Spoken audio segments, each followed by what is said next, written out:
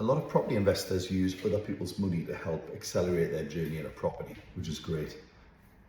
What obviously they need to then normally pay interest on that. If you're paying interest to someone and you're a company, so you invested in property through a company, the company's borrowed the money and you're paying interest out to individuals, you might not know about something called a CT61. CT61 is a quarterly form that needs to be completed and sent off to HMRC.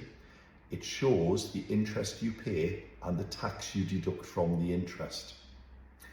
I'll let that sink in because most of you probably didn't know you're supposed to be deducting tax from the interest you pay out to people that lend you money. This doesn't apply to banks. Banks and lending institutions are exempt from this, but if you pay interest to your parents, your mate, a stranger, you're supposed to be deducting 20% tax from the payments. Well, how do you do it?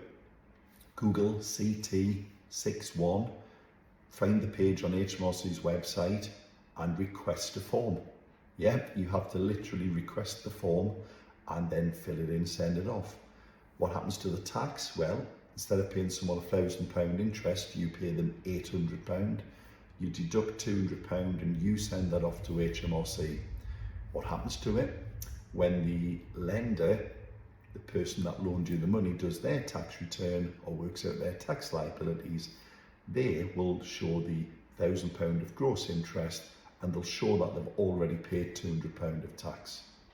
It doesn't affect their liability. If they're not a taxpayer, they'll be able to reclaim that.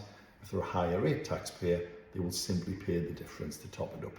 CT61s, don't forget them.